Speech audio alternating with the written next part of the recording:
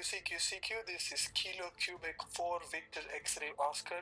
Hi, my name is Sri. I'm an RF engineer, a licensed ham radio operator, and I have earned my PhD from Arizona State University, where I have specialized on developing automatic impedance matching systems for RF coils in MRI.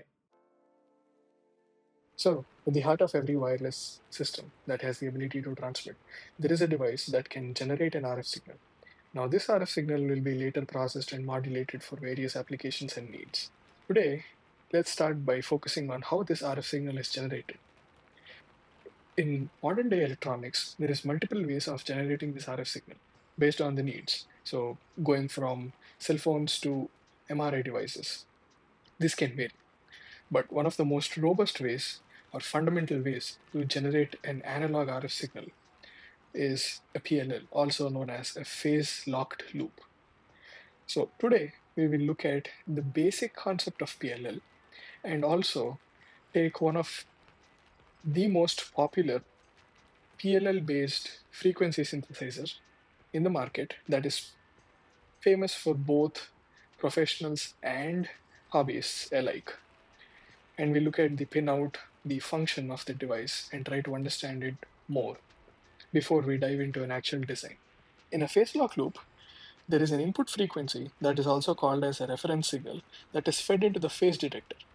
Now, the another signal to the phase detector will be that of the output of the VCO. So the VCO, say, generates a different signal. Now, these two are compared in the phase detector, and the difference between those two signals, the phase difference between those two signals, is emitted out as an error signal.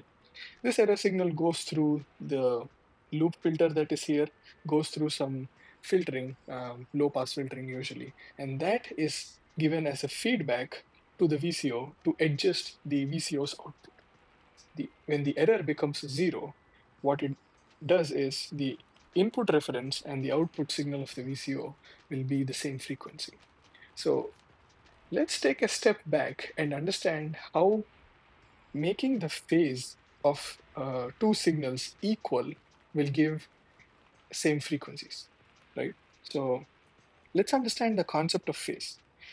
So if you take a sinusoidal signal, one cycle of it can also be represented in an angular plot as the degrees, right? It is a rotation on this plot. So if I say this is the sine one cycle, the rotation on this plot is this. So in that case, if I take a point A and try to put that on this chart, it'll be somewhere here. This is 90 degrees. So it'll be somewhere slightly less than 90 degrees. And if I take point B, slightly over 180 degrees, we can represent it this way. Now, if I put phase difference in this context, it will be the angular difference between point A and point B, right? That's the phase difference. The same concept, if I apply to two different waveforms, but for the same point. So here I'm taking a single waveform and using two different points to compare the phase difference. Instead, if I take two different waveforms, but take the same point and then compare the phase difference between those two. So if I take a reference signal, say this one, the blue, which is the reference, and if I take a point A and then take the same point A on the VCO signal, right? Now, if I compare these two such that the error between the phase difference of these two signals is zero, then the output of the VCO matches the input, which is the reference signal. If I say point A has the same phase as point B, what that essentially means is the rate at which this point rotates around this plot is the same as the rate at which it rotates around this plot. So essentially the frequency is the same for these 2 points. So locking the phase will give the output frequency the same as the input frequency. Now, why do we need to do this? If I say have a 10 megahertz signal that is being input to the phase detector. Why do I need to generate a 10 megahertz signal from the VCO? So now let's go back and revisit the simple phase lock loop, but I add another piece of circuitry, which is a integer divider to the phase detector. Now what happens is the VCO signal is divided, say, by 2 and then fed into the phase detector. Now, to match the phase, to lock the phase, the loop filter will give a feedback to the VCO such that the output of the VCO, this one, will be 2 times the frequency of the reference input, such that when it gets divided, it meets the error equals 0. So the delta here will be 0. Now, using the same concept, I can use a dividers of say 4, 8, 16, 32, 64, so on, right? Now you can see the potential of having generated a same frequency as the reference, but then dividing the feedback in multiple integers to generate various frequencies. Oh, we can also do something called as fractional division. So the same thing, instead of doing an integer, I can do a fractional division. But if I combine these two, a fractional divider and an integer divider into the same IC, we get the analog devices ADF4351. Now, before I continue dissecting this IC and diving deep into each of these components in this block diagram, I would like to take a step back and talk about the channel. The goal of this channel is to provide a right mix of educational content and design reviews of existing ICs in the market. Now, if we look back at the simple block diagram of the PLL that we have discussed previously, and compare that with what we have in front of us. This is quite complex. So let's start by identifying the pins and assigning their functions.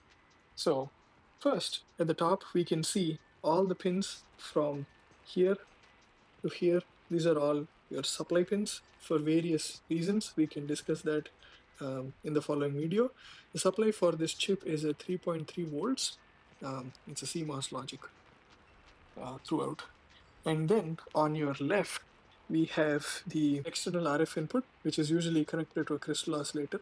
And this crystal oscillator can be a temperature compensated one for very high precision reference. Just below that, we have the clock, data, and enable pins. These three are the standard one-wire communication protocol, which enables you to connect your ADF4351 to a microcontroller and generate the output signal you want. At the bottom, we have all the ground pins. These are again analog and digital ground pins. We will see in a PCB design, we would want multi-layer PCBs to keep the spurs to a minimum, phase noise to a minimum, and this will come handy there. So for now, we will just identify this as a ground. A lot is happening on the right side. Top of the right side, these are all your mux outputs and various other outputs that will help generate and sync your RF pulse in a system level, in a broader system level design. We will take a look at that. And here on the bottom, we have the actual RF outputs. This has two RF output, and one of them can be controlled, actually both of them can be controlled via software and hardware to enable and disable. As you can see, there is also an RF out A plus and A minus, which means this chip can support both single-ended and differential RF outputs. So let's look at the block diagram now and compare this with what we have discussed, a simple PLL.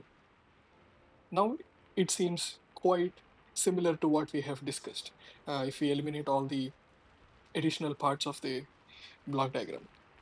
So what happens here is your crystal oscillator generates the reference signal that goes through here and goes to the phase comparator. And then based on the output that we want, we will be feeding the integer and fractional values through the microcontroller, through the clock, data, and enable pins. we will generate an SPI. Usually through SPI protocol, we will generate the values that we want and feed them in the registers here. That will make the feedback for the phase comparator, which will generate the current in the charge pump. And now that is connected to the V tune of the VCO. Basically, this charge pump current will feed go through here and feed the two input corrector diodes, which will help control the output RF frequency. So that RF output is now divided by either 2, 4, 8, 16 as we have seen, and then given at the RF output stage. If we terminate the differential, you will have a single-ended output. This is a very basic functioning of the ADF4351 compared to what we have learned. Obviously, there is a lot more going on in this IC than what we have explored so far, comparing with a simple PLL. So in the following video, I will be doing a deep dive and I will dissect each of these blocks and look at the functioning of this IC. I will also go through mathematical calculation of how to generate the intended frequency that we want for the application, how to use a microcontroller to communicate via SPI.